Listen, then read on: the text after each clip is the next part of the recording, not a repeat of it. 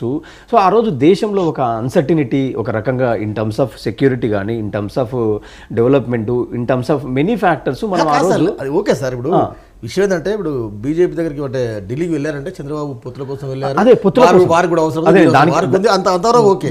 కానీ జగన్ ఎందుకు వెళ్ళట్టు? నేనేమంటానంటే ఇప్పుడు వీళ్ళు ఏమంటారు, ప్రభుత్వానికి రావాల్సినటువంటి అంశాలు కానీ ఈరోజు అయిపోయిందండి. అది తూచది. ఇప్పుడు పొలిటికల్ పాయింట్ ఆఫ్ వ్యూలో వాళ్ళు మేక్ ఇట్ క్లియర్ వెంకట్. మీరు వైఎస్ఆర్సీపీ విషయంలో మీరు ఎప్పుడైనా ఒక అంశాన్ని మనం అండర్లైన్ చేసుకోవచ్చు. వాళ్ళు straight away they are favourable to Muslim community. వాళ్ళు they never align with in బహిరంగంగా వాళ్ళు బీజేపీతో అలయన్స్ వెళ్ళరు బహిరంగంగా. కానీ ఇక్కడ ఒకటి ఉంది, ఇప్పుడు ఇందాక పెద్దలు చాలా మంది మాట్లాడినట్టు కూడా కాంగ్రెస్ పార్టీ కూడా ఈరోజు ఆంధ్రప్రదేశ్లో ఉన్నటువంటి పార్టీలను ఏం ఆరోపిస్తుంది, మీరు ఎవరికి ఓటు వేసినా బీజేపీకే ఓటు వేసినట్టు అని మాట్లాడుతున్నారు. అంటే టీడీపీకి ఓటు వేసినా వాళ్ళు బీజేపీతోనే ఉంటున్నారు, వైఎస్ఆర్సీపీకి వేసినా బీజేపీతోనే ఉంటున్నారు. అంటే ఈ మాటలు ఎందుకంటున్నారు? రాష్ట్రపతి ఎన్నికల్లో కానీ ఉపరాష్ట్రపతి ఎన్నికల్లో కానీ పార్లమెంట్లో ఏ బిల్లు పెట్టినా కూడా ప్రతి బిల్లులో వీళ్ళందరూ బీజేపీకి అవుట్రైట్గా సపోర్ట్ చేస్తున్నారు. అంటే ఇక్కడ మనము ఓటు ఎవరికి వేసినామా, బీజేపీకి వేసినామా, టీడీపీకి వేసినామా, వైసీపీకి వేసినామా అనేది పక్కన పెడితే అంతిమంగా ఏమవుతుంది, మనం పార్లమెంట్లో వాళ్ళకే మద్దతు ఇస్తున్నాం. అంటే వాళ్ళందరూ బీజేపీతో ఉన్నారు, ఇంటర్నల్గా ఉన్నారు. ఎక్స్టర్నల్గా ఆలోచించినప్పుడు ఎక్స్టర్నల్గా వాళ్ళు పోల్ అలయన్స్లో ఖచ్చితంగా బీజేపీతో పోరు అనేది మనం మేక్ ఇట్ క్లియర్ కదా. ఈరోజు జగన్మోహన్ రెడ్డి ఎన్నికల ముందు పోయినాడా, ఇంటర్నల్గా మాట్లాడిపోయినాడా, ఏం మాట్లాడకపోయినారా అనే విషయాల కంటే వాళ్ళిద్దరూ రేపు పొద్దున ఒకటి క్లియర్, మేము ఎన్నికలతో పొత్తులో ఉండము. ఒకవేళ ఎన్నికల తర్వాత కావాల్సి వస్తే ఒకవేళ if they will not get absolute number, ఆ రోజు వాళ్ళు ఖచ్చితంగా వాళ్ళకున్న రాజకీయ అవసరాల దృష్ట్యా వాళ్ళు ఎవరో ఒకరికి సపోర్ట్ చేస్తారు.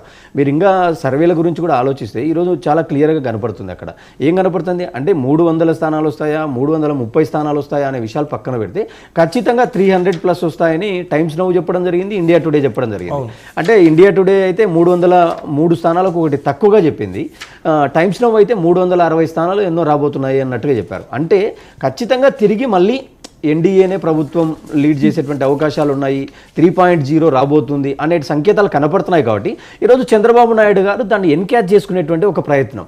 అంటే నేను అదే చెప్తున్నాను, 2017లో వాళ్ళు ఎన్డీఏలోంచి బయటకు వచ్చారు. బయటకు వచ్చిన తర్వాత ఏం జరిగింది, ఆ రోజు ప్రత్యేక హోదా ప్యాకేజీ ఇవన్నీ చూసినాము. మళ్ళీ 2019లో ముగ్గురు విడిగా పోటీ చేశారు, ఆ రోజు వీళ్ళు నష్టపోయినారు. తర్వాత ఇంకొక క్రూషియల్ పాయింట్ ఇక్కడ గ్యాప్లో జరిగింది, అంటే బాబు గారి అరెస్ట్. అంటే బాబు గారి అరెస్ట్ వెనక ఎవరున్నారనేటువంటి చర్చలు చూస్తే ఆ రోజు చాలా మంది టీడీపీలోని ముఖ్య నాయకులు కూడా మాట్లాడినారు. ఏం మాట్లాడినారు అంటే ఈ బాబు అరెస్ట్ వెనకాల బీజేపీ కూడా ఉంది. అంటే బీజేపీ లేకపోతే జగన్మోహన్ రెడ్డి గారు ఇంత సాహసం చేస్తారా, అంటే ఎన్నికల ముందు ఒక ప్రతిపక్ష నాయకుడిని అరెస్ట్ చేయాలంటే ఎంత ధైర్యం ఉండాలా, ఇలాంటి చర్చలన్నీ చూసినాం.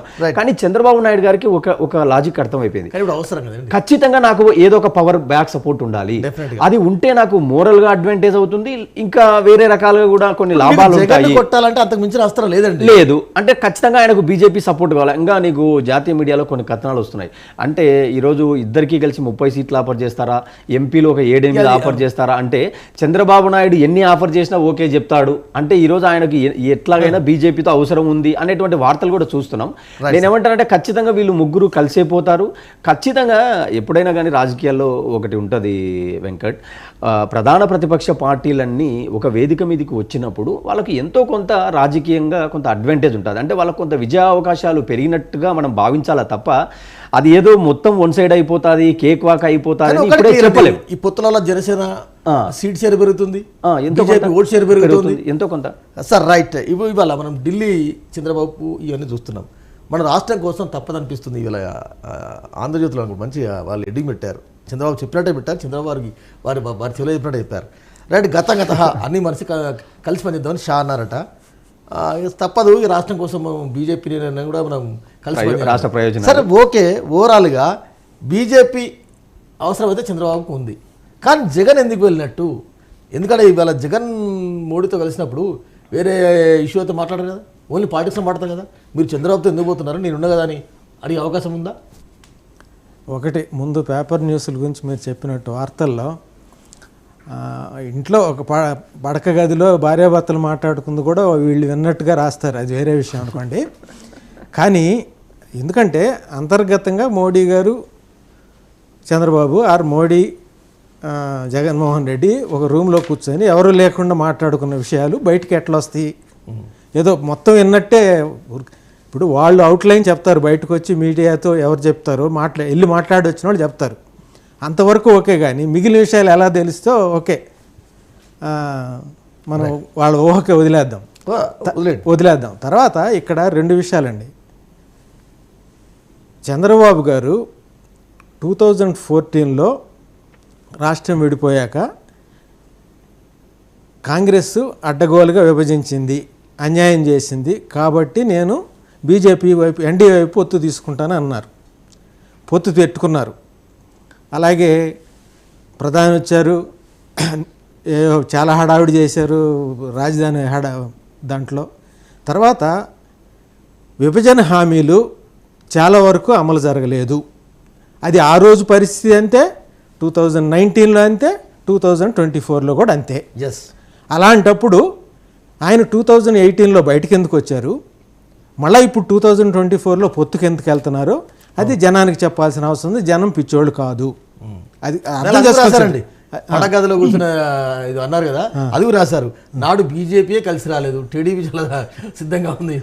ఇప్పుడు సార్ అన్నట్టు ఈ అంశాలన్నీ ప్రజల నుంచి కానీ ప్రతిపక్ష పార్టీల నుంచి క్వశ్చన్ అవుతుంది కదా. అంటే ఆ రోజు మెడ మీద కత్తి పెట్టి అడగాల్సినటువంటి చంద్రబాబు నాయుడు గారు, ఆ రోజు ఎన్డీఏలో భాగస్వామిగా ఉన్న చంద్రబాబు నాయుడు గారు ఎందుకు బయటకు వచ్చారు, ఎందుకు విభజన హామీలు సాధించడంలో ఫెయిల్ అయినారు అనేటువంటిది ఈరోజు మళ్ళీ ప్రధాన ప్రతిపక్ష పార్టీ అక్కడ చర్చకు పెట్టేటువంటి అవకాశాలు, వైఎస్ఆర్సీపీ పార్టీ క్వశ్చన్ చేసేటువంటి అవకాశాలు ఉంటాయి కదా.